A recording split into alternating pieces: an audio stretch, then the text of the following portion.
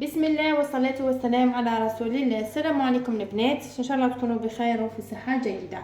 اليوم بعد ما درنا هذاك الدرس تاع الروبة الحمراء اللي جاني عليها تعليقات بزاف انه الدرس ولا الشرح كان غير مفهوم، راح نعاود لكم الباترون. هي انكم كل وحده فيكم راح تهز القياسات لبنتها ولا راح تخدم الباترون، والطريقه راح تكون نفسها. هنا هذا الباترون هذا راهو تاع 8 سنوات ورانا درناه مع بعض. رايحين نروحوا هنا لمنطقه الصدر، نديروا خط تاعنا، نجيبوا المتر من حد الكتف، رايحين نقسمه على 2.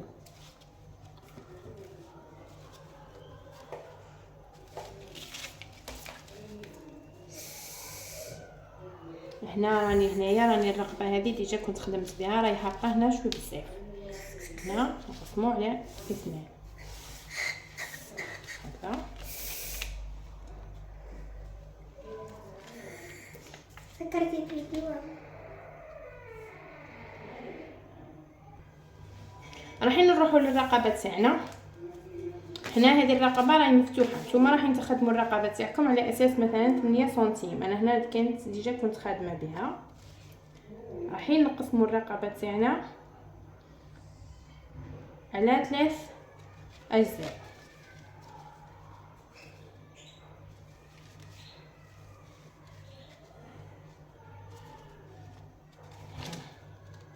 نروحوا للقسم الاول.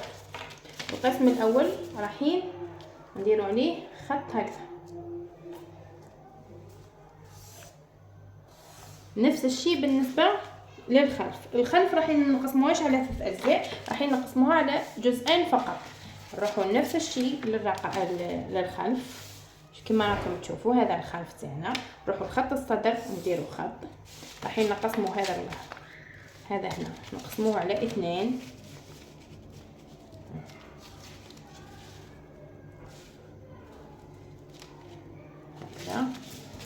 نحطو، واللي تحب تزيد تطلع بواحد سنتيم باش ما تجيهاش الربع مفتوحه، تطلع بواحد سنتيم. نروحوا لهنا للرقبه تاع الخلف، رايحين نقسموها. واش بدينا نقسموها على 2، مثلا هنا لقينا 8 نقسموها على 2. هاي مكان تجينا هكا. نفس الشيء رايحين نربطوا بخط ما بين من هذا النقطه اللي درناها حتى نربطوا من النقطه هذه حتى لهنا، حتى الإبط، نهاية الإبط هاك.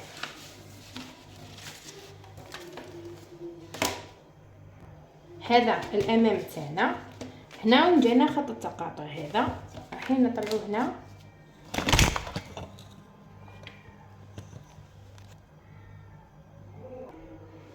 هنا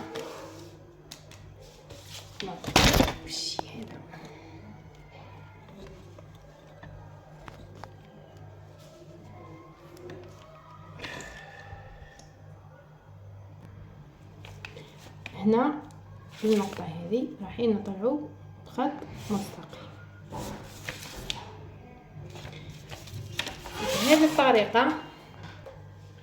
هنا بعد ما درنا هذا الخط رايحين نكملوه هنا بخط مستقيم، ما نديروش الميل تاع الكتف، نكملوه بخط مستقيم هكذا، نخرجوا حتى للنهاية.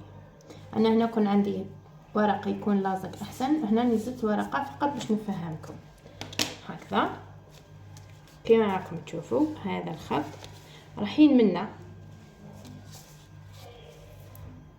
نحبوا نكملوا بخط مستقيم، نحبوا نديروها هنا. قلنا رايحين نخرجوا بخط مستقيم، ورايحين هنا نحبوا نكملوا هكا والله رايحين نكملوه بخط مستقيم فين كما حبيتوا. هنا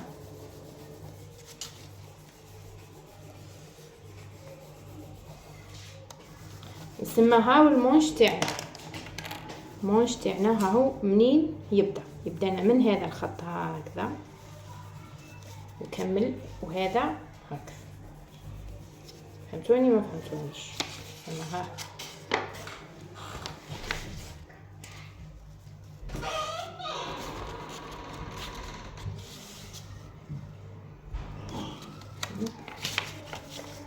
بدينا هذا الخط، هاي النقطة تاعو.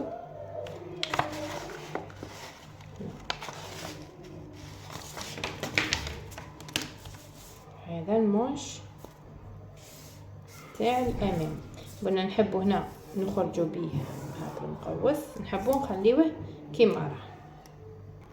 حنا دوكا كي نقصو الامام، ها منين يتقص هذا وهذا هكا، تسمى ها الامام تاعنا كيما فهمتكم. وفقط في الفيديو كان الشرح مختصر.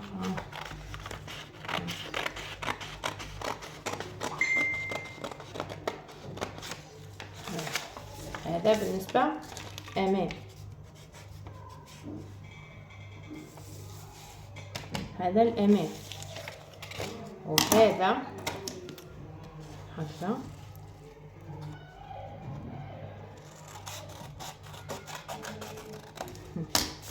هذا هنا رايحين نكملو كما قلنا قبيل، رايحين نكملو الخلف تاعنا، نكملو هكذا.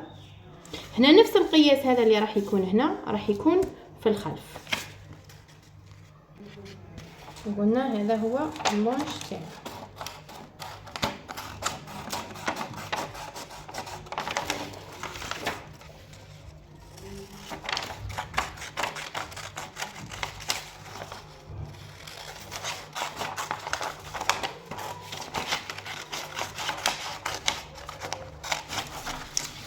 دوكا هنا اختياري، قلنا لا حبيتو تقوسوه هكا قوسوه، تحبوا تخليوه خط مستقيم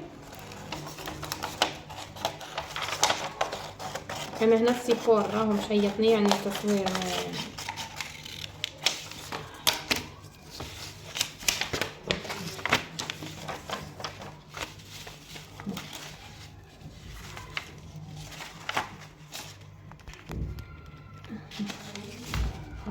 هذا كما راكم تشوفوا. هذا هو المونش نتاعنا. دوكا بالنسبه للخلف راح نديرو نفس الخطوات. قلنا هنا قسمناها على 2، خرجنا هكذا. نتوما رايحين كي رايحين تخدموا الباترون تاعكم طبيعه الحال رايحين تزيدوا الاريحيه مثلا 2 سنتيم ولا باش يجيكم فيه موسع، خاطر مش رايحين نديروا لاستيك في الاخر. انا هنا فقط راني نشرح لكم كيفاش راح يكون. نفس الشيء رايحين نحطوا الحمد لله رايحين من الكتف رايحين نخرجوا بخط مستقيم.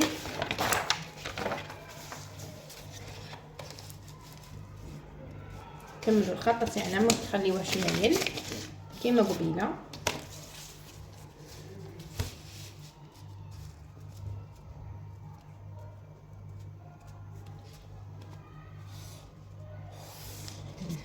هكذا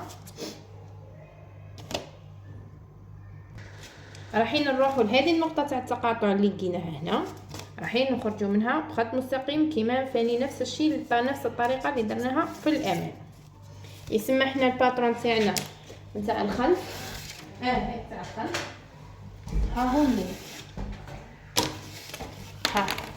هذا هو هذا وهذا هذا. اما هذا رايحين نكملوا به المونش. رايحين قلنا نقيسوا نفس الطول تاع المونش اللي درناه هنا، نفس الطول هنا قداه درنا مثلا نقولوا 16.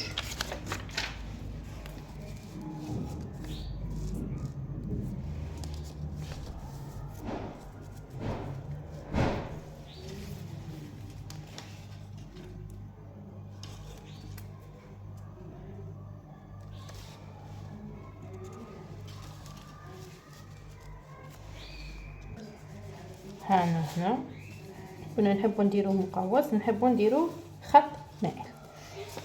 هذا هو وهذا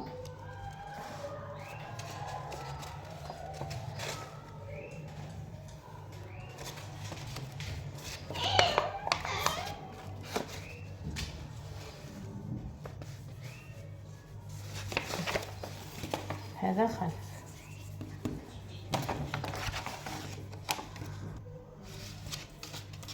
وهنا نفس الشيء راح نقصوا الخضره تاعها. هنا انا قلت لكم درت لكم يعني بطريقه مختصره فقط باش تفهموا. نتوما رايحين ديروا توسعه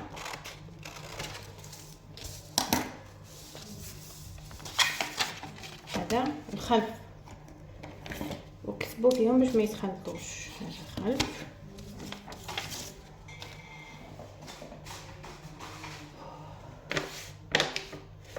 وهذا الامام.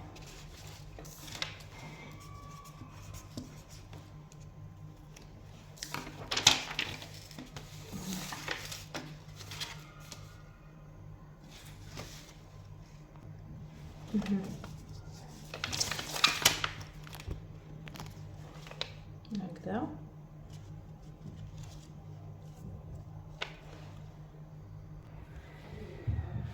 هذا هو الامام تاعنا.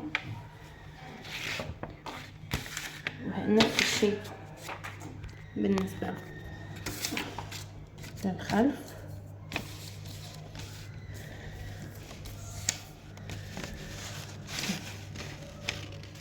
هذا